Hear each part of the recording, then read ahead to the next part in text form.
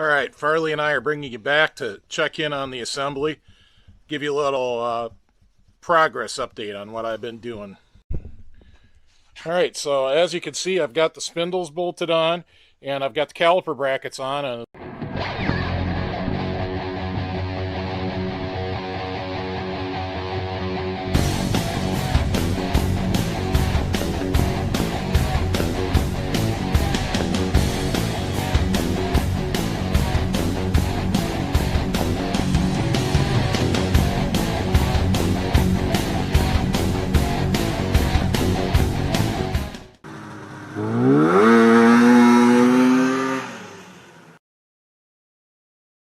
those are not stock caliper brackets.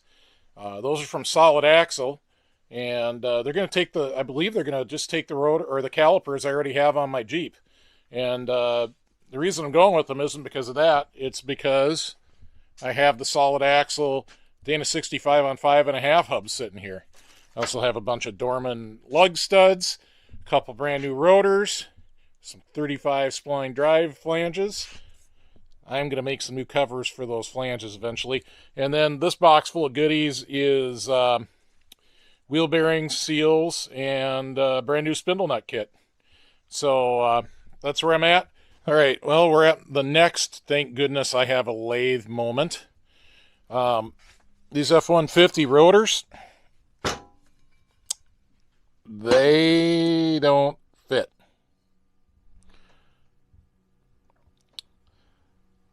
They're too big. Not sure if I got the wrong rotors. I'm going to check the Solid Axle website, but I assumed I would just use that F-150 rotors. I said 250, didn't I? But the registration surface there is essentially 4.30 inches, and these guys are about 3.8. So I've got about a half an inch I got to go on that. And I want to add that I know it has to go from this side, which is the inside,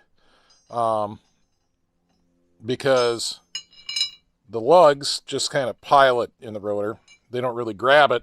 The splines on the lug bolt actually get press fit into the hub here. So there we go. I hope that all made sense. But looks like a little more machine work after I checked this out a little bit online.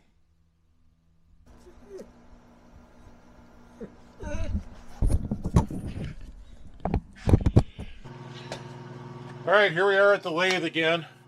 So I'm not saying you absolutely need a lathe if you're going to do some custom axle projects, but it helps. So I've got the rotor already dialed in. I indicated that in. I've mic'd out the hub, the actual surface that the rotor is going to mate to, and I've set up the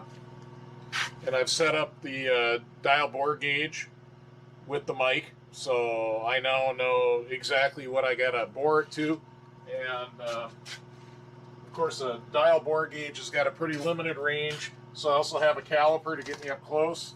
And the long and short of it is we're going to start by machining this entire chamfer away, and then we'll start measuring a little closer and hopefully be able to use that dial bore once we get in there.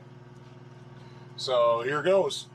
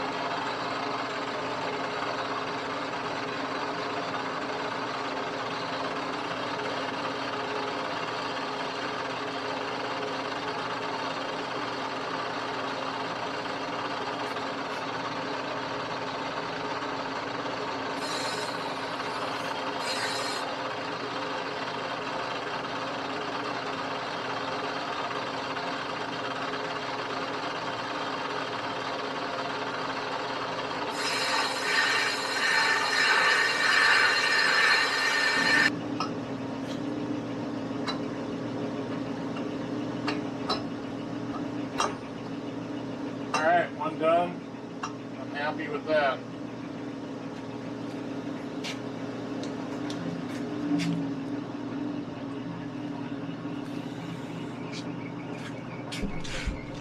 All right, motorheads, we're getting the lug studs knocked in now.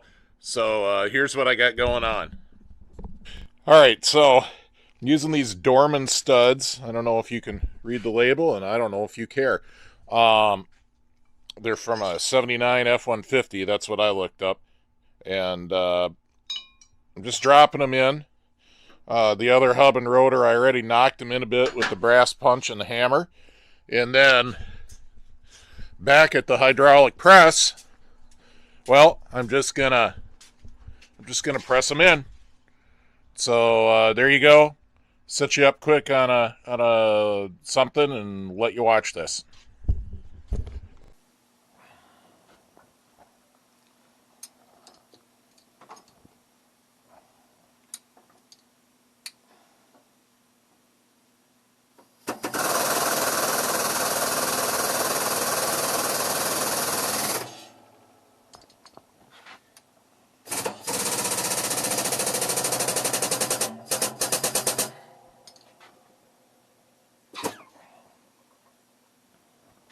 All right, so here we are with the wheel bearings and the seals. So one oddity I want to point out is that when I ordered the inner races, they come separate from the rollers. Look how narrow that is.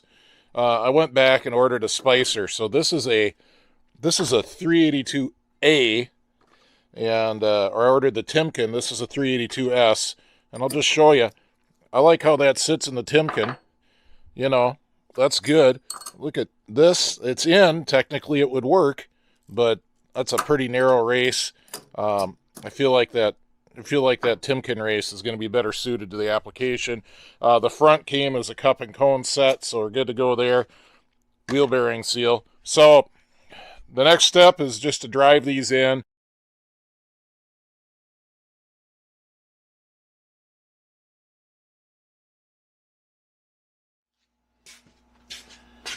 All right, so when we did the Kingpins, I showed you the old-fashioned way of packing bearings. Now I'm going to show you the fancy new way.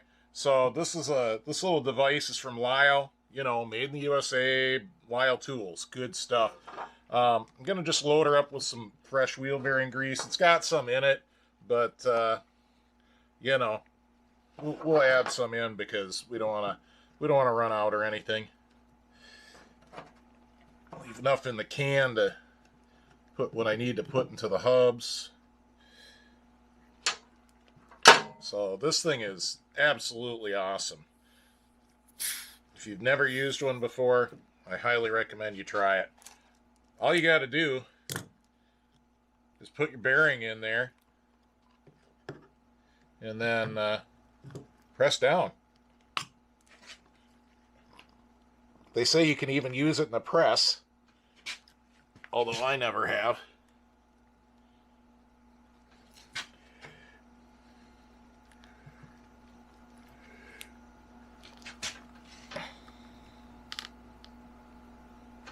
And I don't know if you can see that, but here comes the grease already.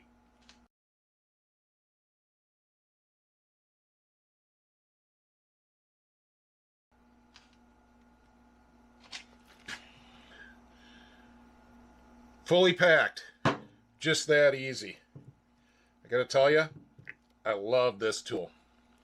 Absolutely love it. So I just give it a couple extra fingers of grease into the hub area, which you probably can't see. Try to rotate the camera without making it too awkward.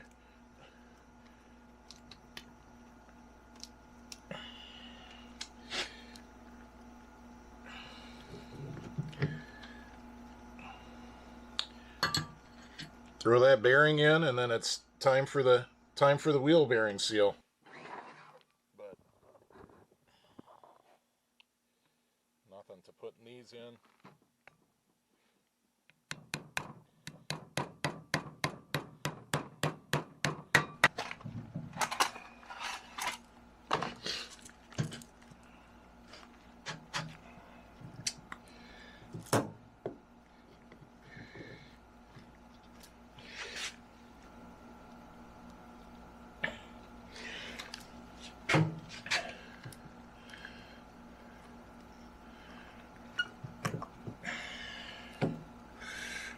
All right, front wheel bearing.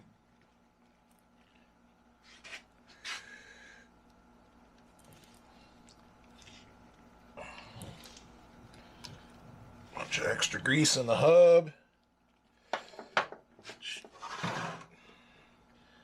sure if that's even in the field of view, but that's what we're doing.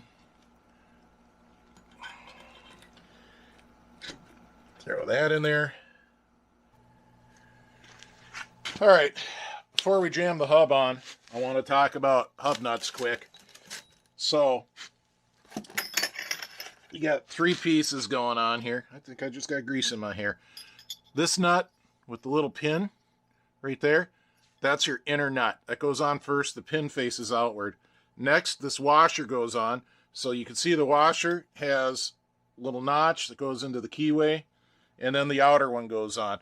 And we'll talk a little bit through that. And then you got to have the right socket for this. Please don't do this with the screwdriver. These sockets are so cheap. Just go buy one. So I like this kind where it's all around. There's a cheaper kind where just the 4 prongs stick up. That works too. I've used them plenty. But this style is much easier to use. So with that said, let's jam a hub on there. Before I jam the hub on,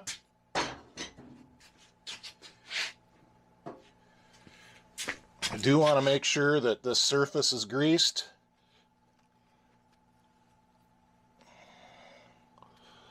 That's where the seal rides. You always got to lube your seal. And I could have lubed the seal from the other side just as easy, but that's what I did.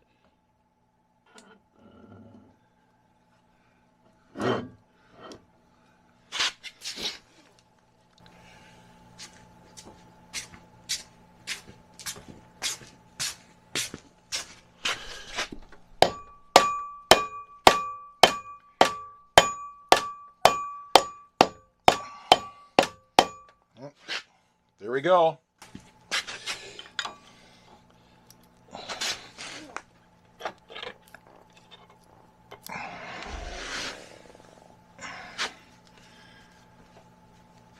Can you see there?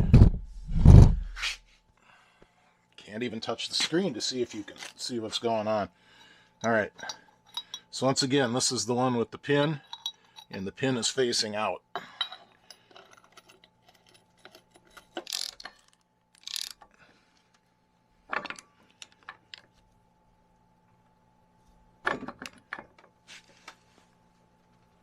So when you're doing a wheel bearing, seat it pretty good. Whoa. Tie rod caught it. Give it a spin.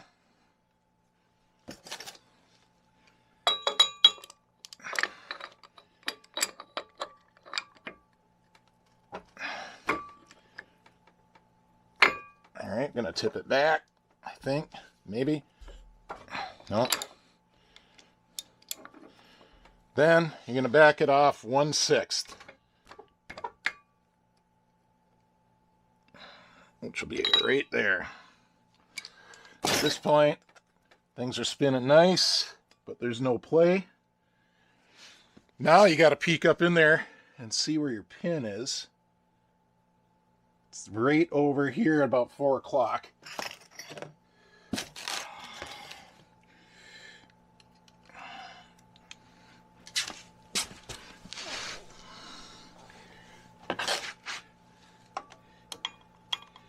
So I like to use snap ring pliers, but whatever you got, needle nose or whatever.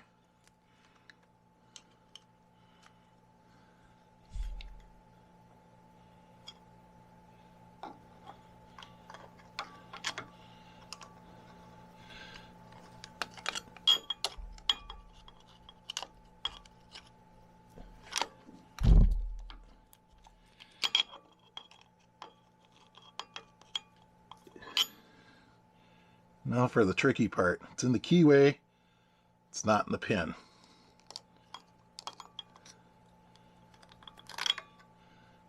So when that happens, flip it 180, try it again.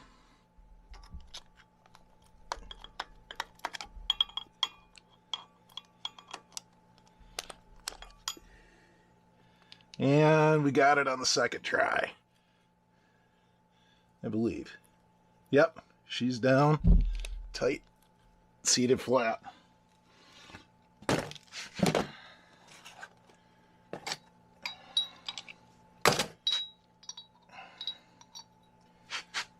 right.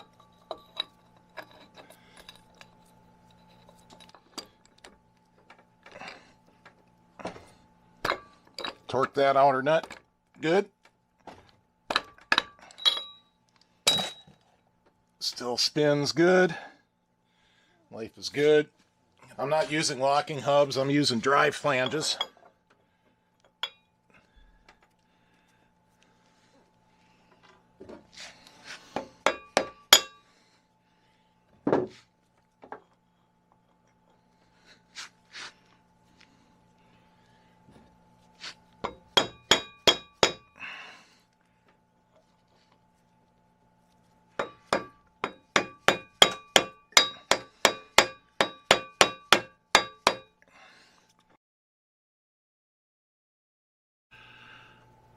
All right, I'm hot, sweaty. Everything I own is full of grease at this time and needs to be cleaned.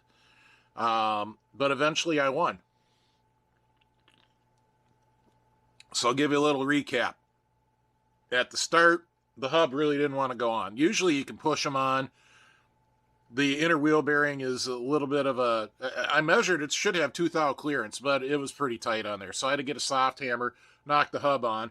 Of course, in the process of doing that, the outer wheel bearing fell off, fell on the floor, and had to be cleaned. Great.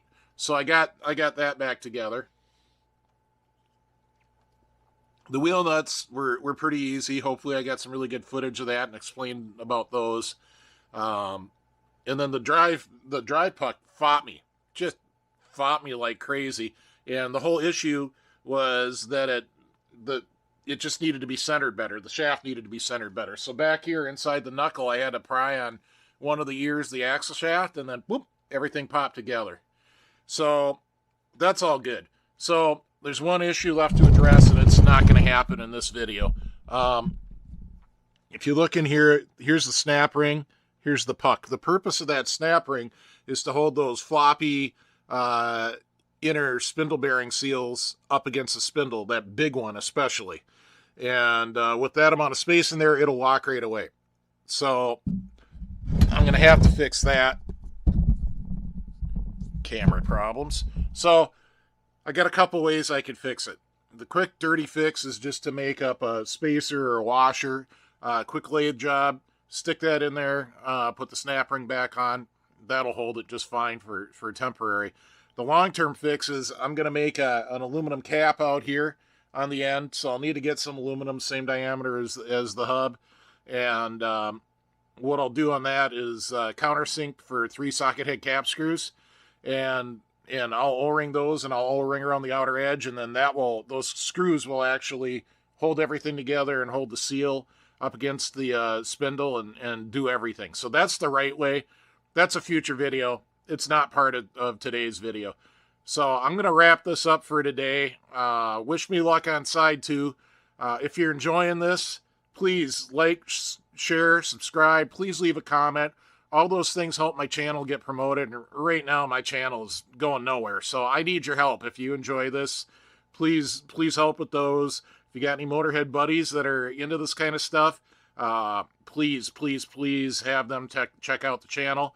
And lastly, if you're a sled head, well, it's September and I'm in Minnesota, so we're gonna have some sled videos coming up after I get this installed in the Jeep. So thanks for watching.